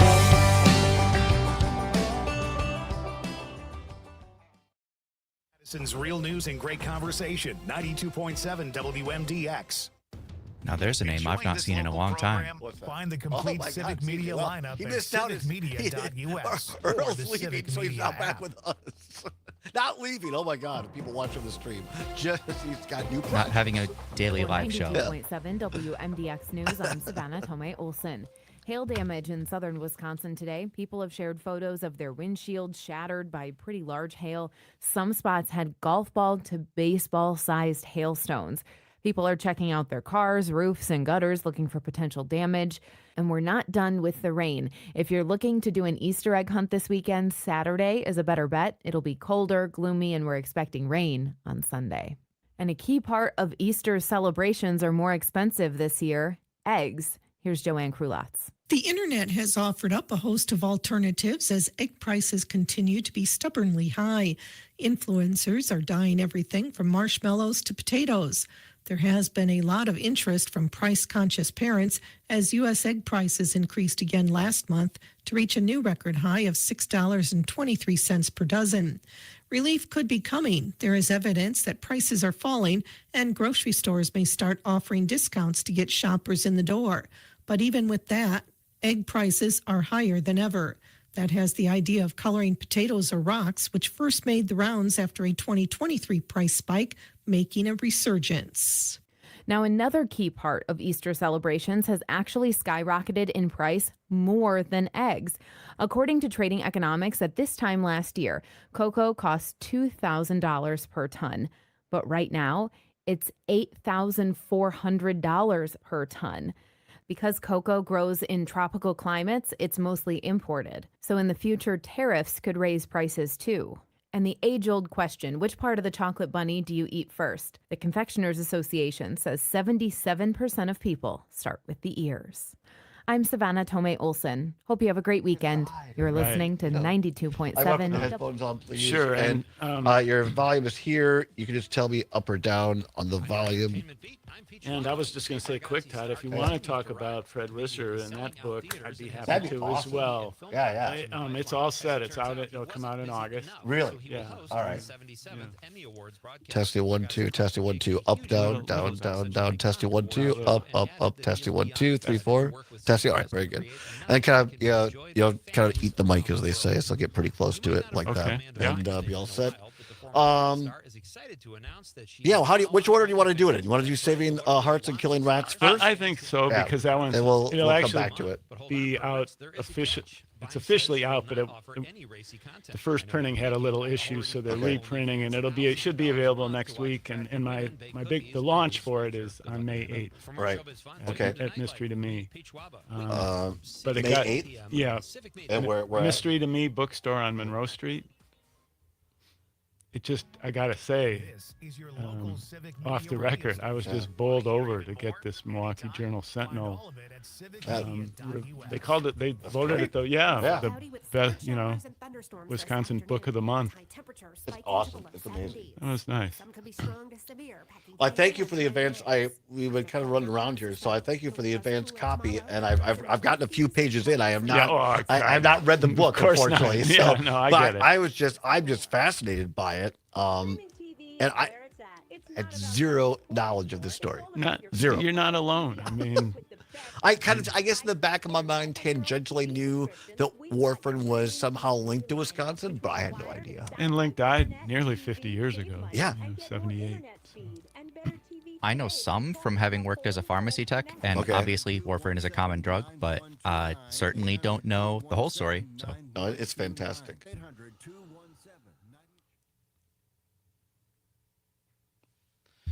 All right.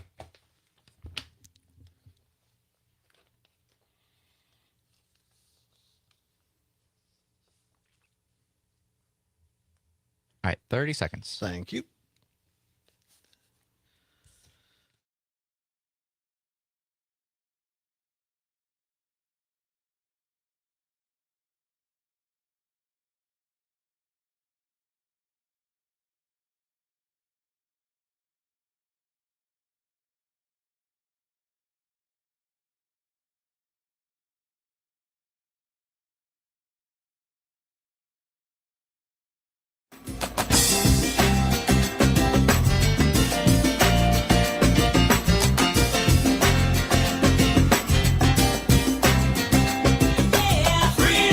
Pursuing truth wherever it may lead and having fun doing it. Welcome back to the Todd Allbaugh Show on the Civic Media Radio Network. 34 now past the hour of 1 o'clock on this Friday, TGIF, April 18th, 2025. More fun doing it. That's what we need, Summers. It's Easter week. Go to an egg hunt. Well, tomorrow, because weather on Sunday not supposed to be so great. But just great. I appreciate all the discussion in the last hour and a half here on that. That's why I do this show. That's why I get excited about doing the show, in large part because we can have discussions about that. So thanks, everybody. Appreciate that. Another reason I love doing this show is because my sister said this to me about 2 weeks ago. She goes, I think half the reason you do this show is just to talk to people that you want to talk to. I said, yes, you're absolutely right. And one of my favorite people to talk to, he's been on the show before. We're so happy to have him back. He is a great columnist, a great author, a great Madisonian, and he's a part of what makes Wisconsin great, in my opinion. He is Doug Moe, and he has a brand new work out called Saving Hearts and Killing Rats, a fascinating title. Doug Moe, welcome back. Thanks, Todd. Good to be here. It's fantastic to have you here. First of all, just how you've been. Last time we talked to you, you were here with Professor Mike Leckrone from UW-Madison on his great book that I've got like one chapter left. I'm savoring it. Moments of Happiness. I know you've been touring a little bit with him, and how's that going? It's gone really well. I'm happy for Mike. The book just went into its second printing. Wow. Actually, which is a big deal. Mm-hmm. And Mike's actually making noise now about doing another book. So love it. Love it. Hey, anytime more you guys, moments of happiness. Anytime you want to come back on that, we're happy to. Let's talk a little bit about your latest work here. Again, Saving Hearts and Killing Rats. As the song says, you had me at hello. Great title. Explain where this comes from, please. Well, the subtitle is Carl Paul Link and the Discovery of Warfarin. Mm-hmm. And warfarin is a drug that a lot of people know about, but it's twofold. It is both a rat poison, rodenticide, and a heart medicine, a blood thinner for humans.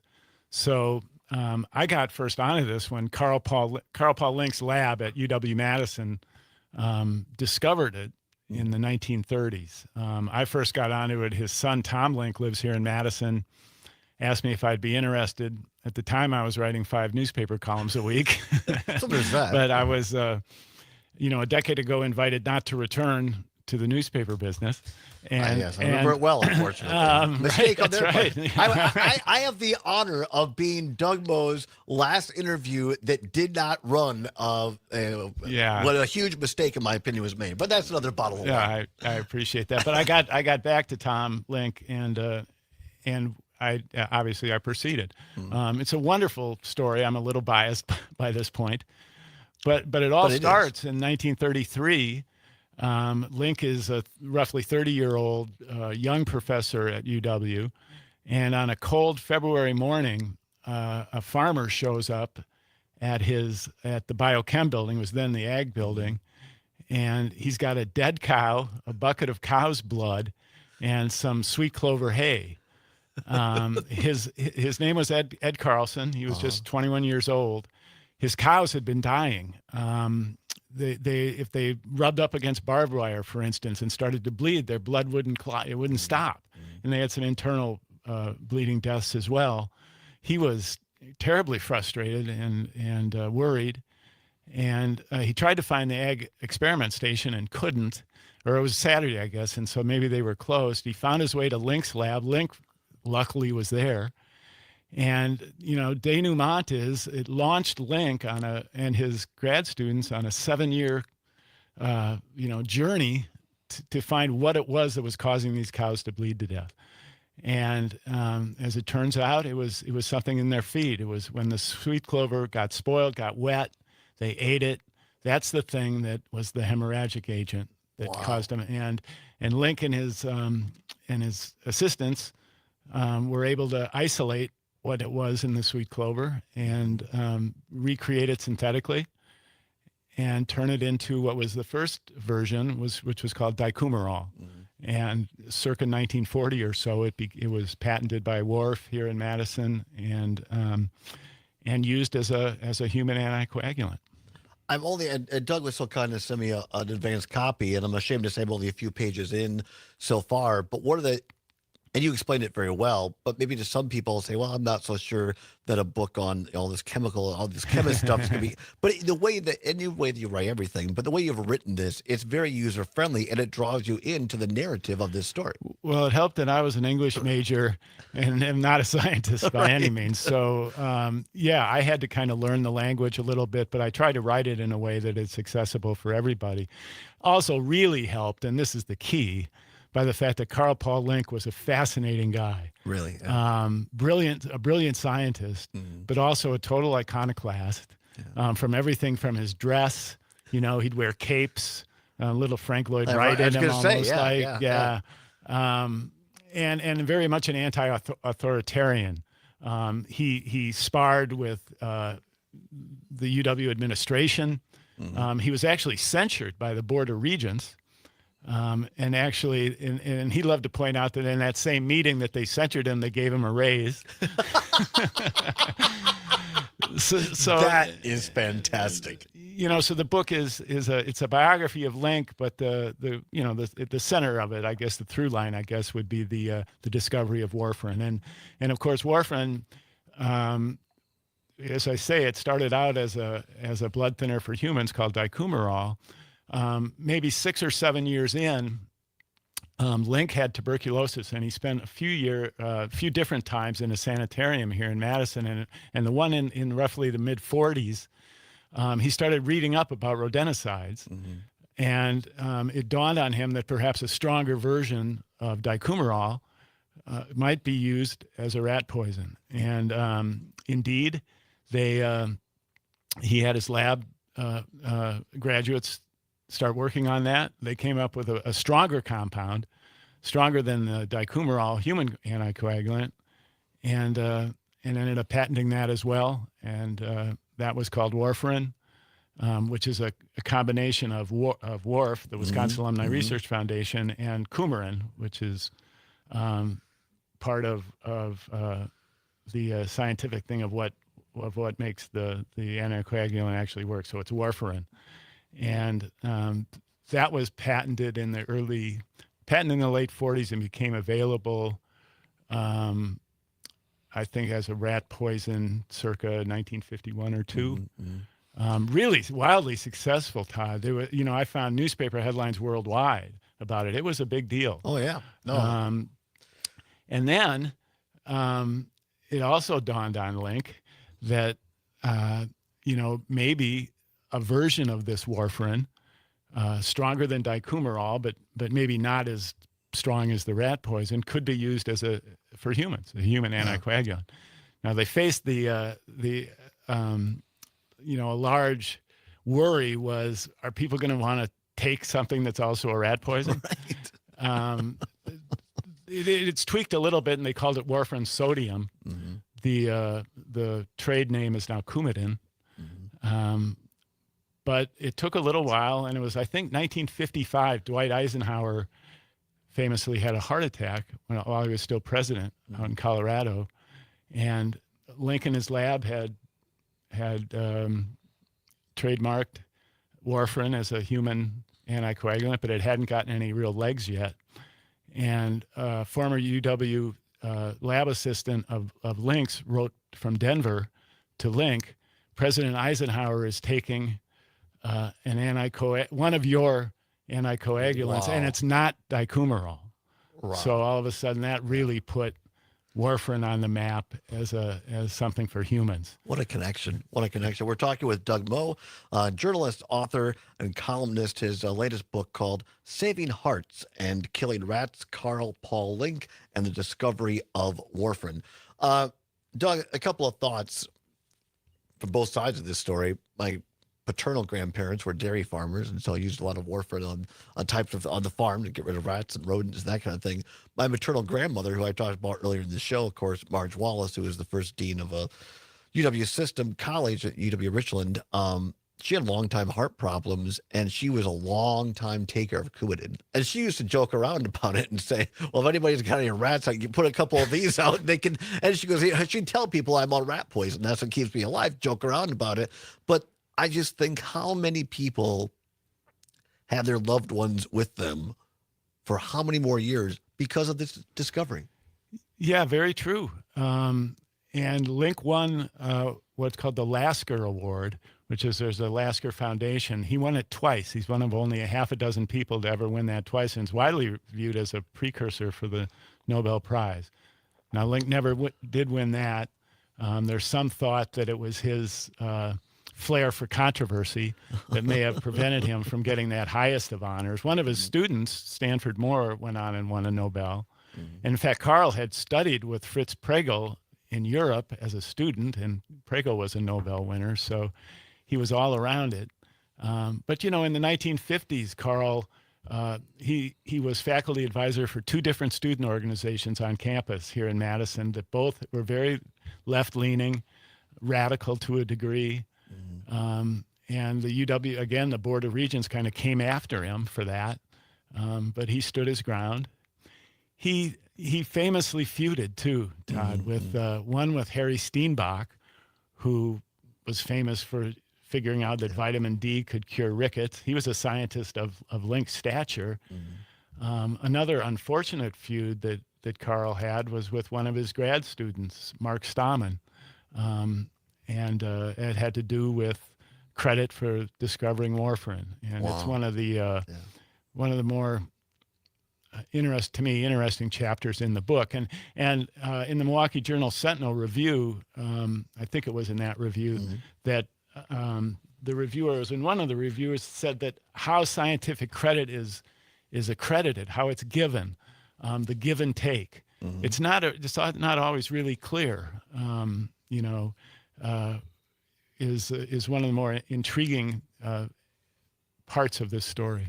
I encourage people not only to check out the book, but also this article that Doug mentioned, Milwaukee Journal Sentinel, entitled Wisconsin Book of the Month, Saving Hearts and Killing Rats on Scientists Behind Warfarin. It's by Jim Higgins. It's really a great read, very complimentary, well-deserved, I might say, from what I've seen so far.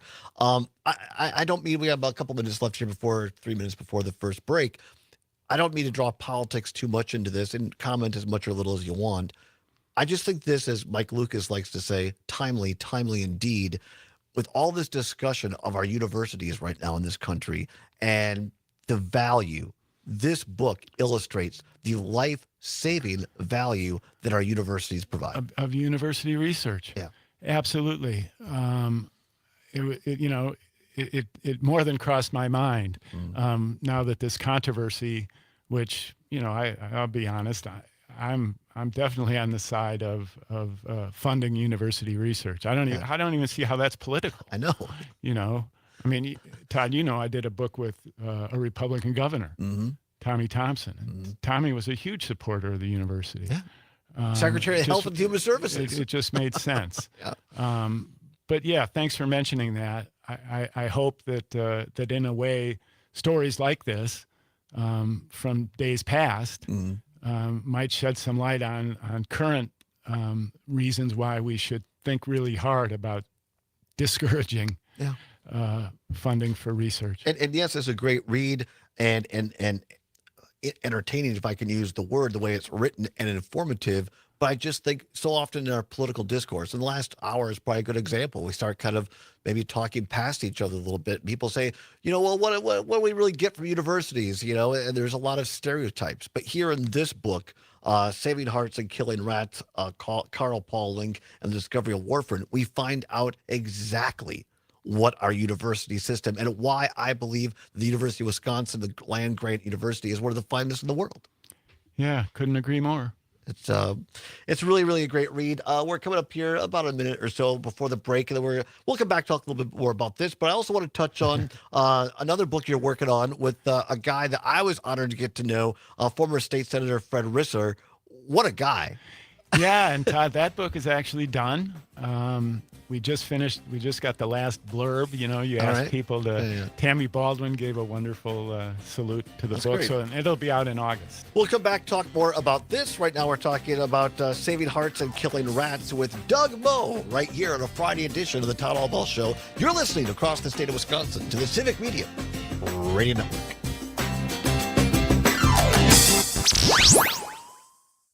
Absolutely fantastic. Oh, Doug, as thanks, always. Todd. Yeah, that's really, really important stuff. And it just, as I was reading some of this last night, I'm just like, how pressing, how timely to be having this discussion right now. Not intended, obviously, but the way it worked out. No, the way it worked out. Yeah. Yeah, I'm heartsick. Yeah. Not to overstate it. No. One of my roommates works for a research team at UW-Madison, and they told him a few weeks ago, like, you should probably start looking for other jobs because I don't think we're going to be able to fund your position past maybe June. Wow. That's incredible.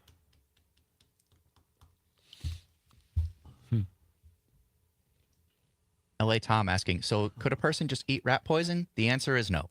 Do not do that. Don't do that. And there's a funny anecdote I can tell about Stalin. Oh, yeah. Oh, that's fantastic. Yeah. All right. No, LA, don't be your own druggist. Don't do that. If you're having heart conditions, please see your doctor. Yeah. Well, it's in there. A Navy guy actually tried to kill himself by taking an overdose of warfarin and didn't die. And that was one of the reasons why Link started thinking maybe we could tweak it a little bit and make it for humans. Wow. Yeah. That's incredible. All right. About 30 seconds. Thank you.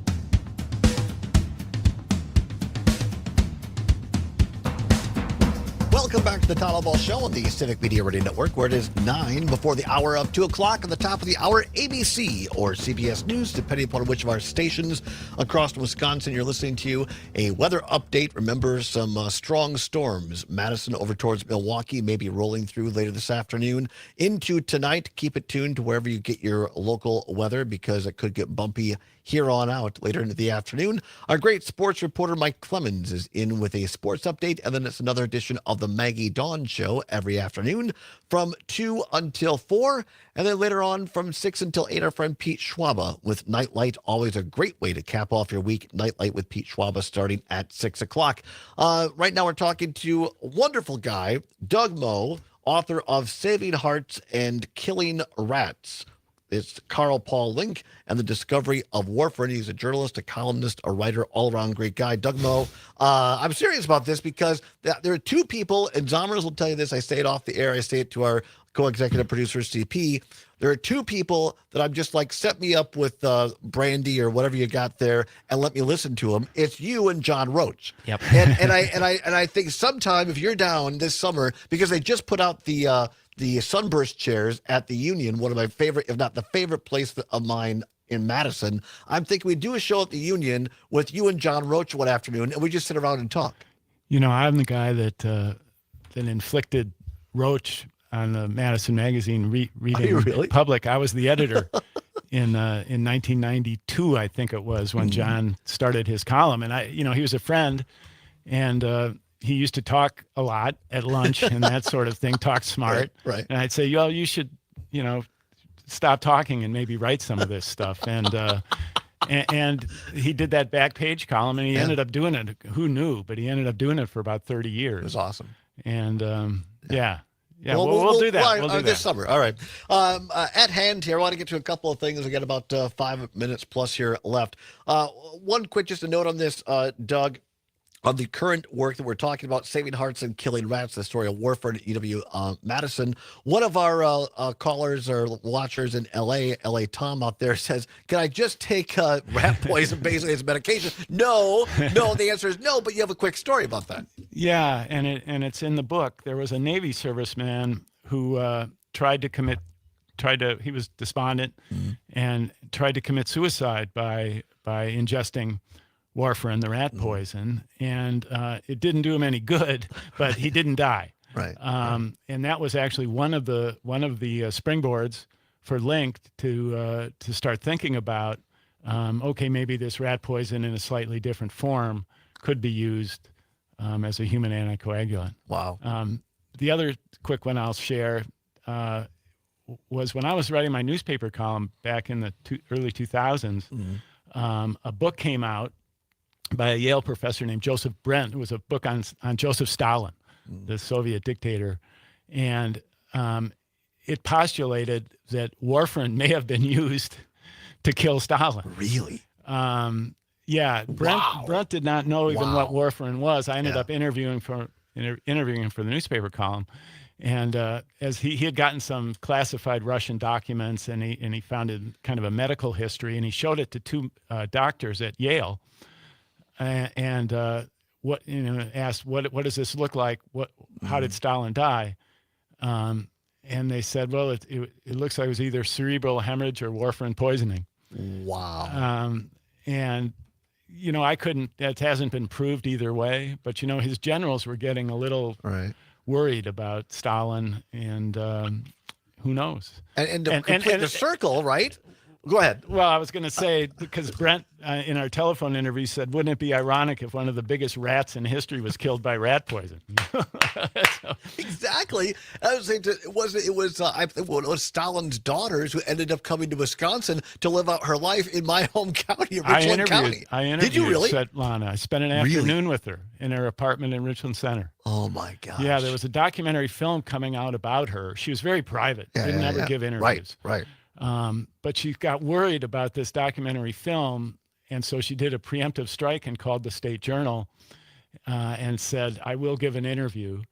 I want to talk about the film. And so I got lucky. I got to go up there and talk to her. And, it was really quite amazing. We ended up really kind of becoming friends of a sort. We spoke on the phone a lot after that.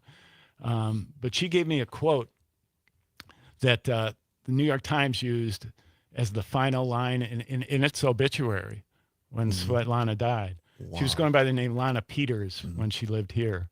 But at one point in our conversation, she said, it doesn't matter where I go, India, Great Britain, France, Richland Center, I'll always be a political prisoner of my father's name. And I thought, wow. And apparently, and I used that, of course, in my State Journal column. And like I say, the New York Times lifted it and closed their obit with it. Incredible. Yeah. Powerful. I mean, almost goosebumps, really. The book is called Saving Hearts and Killing Rats, Carl Paul Link and the Discovery of Warfarin. It is an incredible read so far that I've gotten through it. I encourage. What is you're having a book signing? It comes out on when? Yeah, May 8th at Mystery to Me in Madison on Monroe Street. It's a wonderful independent bookstore. Stu Levitan is going to be interviewing me, a historian and author. So it should be a fun evening. Yeah, so May 8th, Mystery to Me Books on Monroe Street here in Monroe. Stop down. Have the pleasure in Madison. Right? I'm sorry, I'm on Monroe Street in Madison. Thank you. Have the pleasure of meeting Doug Moe and getting to hear a little bit more about this great work. We'll have you back on again and talk about the Risser book coming out. I'd enjoy that. That one's called Forward for the People. Forward for the People. The autobiography of America's longest-serving legislator. I was there when it happened. 64 years. Yeah, it was an incredible mark where he became the longest serving legislator ever. Fred turns 98 next month. Love it. We always love having you, Doug Moe. Thank you very much. Appreciate you, my friend. Thanks, Todd. Have a great weekend, everybody. Smaggy Dawn is next. Whatever you're fighting for, whatever you believe in, do not give up. Keep banging your drum. Have a blessed and safe Easter weekend. We'll see you on Monday. Take care, everybody. Your day will come. Keep banging on your drum, and they will hear you.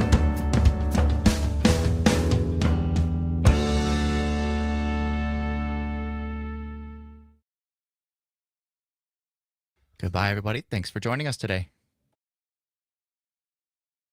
We'll see you on Monday.